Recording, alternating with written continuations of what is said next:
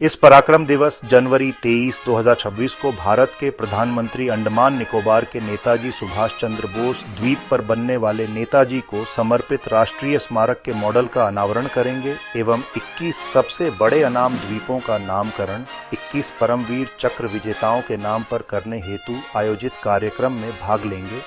परमवीर चक्र विजेताओं के नाम पर द्वीपों का नामकरण उनके लिए एक चिरस्थायी श्रद्धांजलि होगी।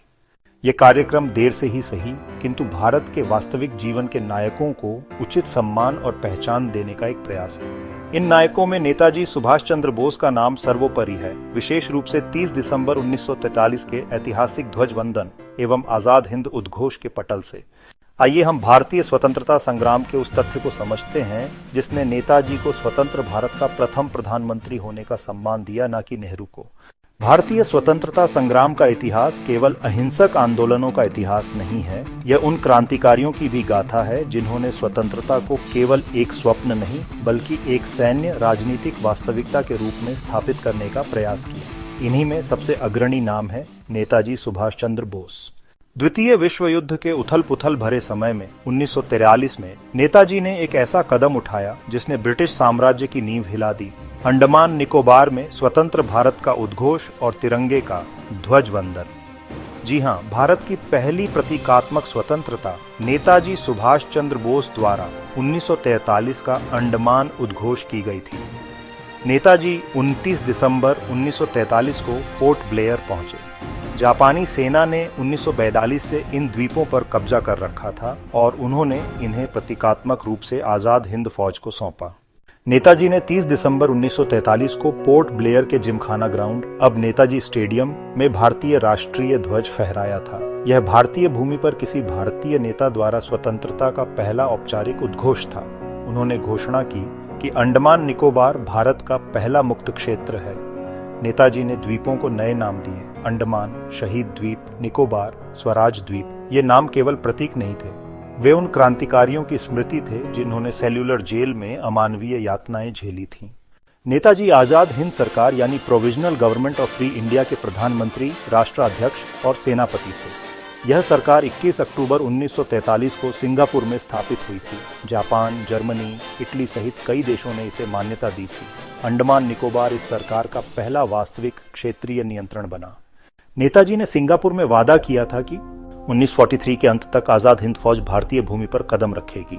अंडमान में ध्वज वंदन उसी वादे की पूर्ति था। यह केवल एक समारोह नहीं था, यह ब्रिटिश शासन को सीधी चुनौती थी।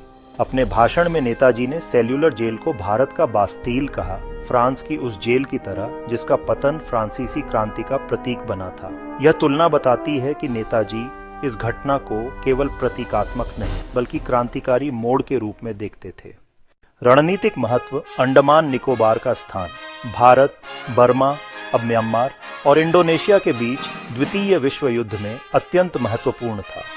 जापान ने इसे ब्रिटिश साम्राज्य के खिलाफ एक रणनीतिक मोर्चे के रूप में इस्तेमाल किया। नेताजी का ध्वज वंदन इस क्षेत्र को भारतीय स्वतंत्रता के सैन्य राजनीतिक केंद्र में बदल देता है।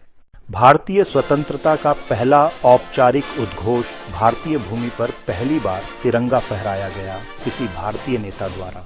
आजाद हिंद सरकार का पहला क्षेत्रीय नियंत्रण, क्रांतिकारी राष्ट्रवाद का चरम क्षण, ब्रिटिश शासन के खिलाफ मनोवैज्ञानिक युद्ध। यह घटना 1947 की स्वतंत्रता से 4 वर्ष पहले हुई थी और यह बताती है कि स्वतंत्रता केवल वार्ताओं से नहीं बल्कि संघर्ष और बलिदान से भी प्राप्त हुई।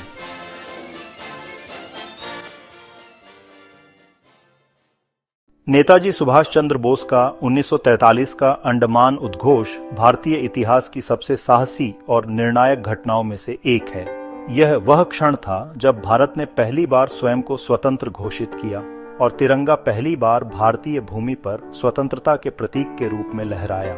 नेताजी का यह कदम आज भी हमें याद दिलाता है कि स्वतंत्रता केवल अधिकार नहीं बल्कि साहस, त्याग और संकल्प का परिणाम है। और आज यदि हमारे प्रधानमंत्री 23 जनवरी को भारत के सपूतों को उचित सम्मान एवं पहचान देने के कार्यक्रम में पहल कर रहे हैं, तो यह भी प्रतीकात्मक नहीं अपितु भविष्य की सामरिक प्रश्नों एवं चुनौतियों का उत्तर स्वरूप है।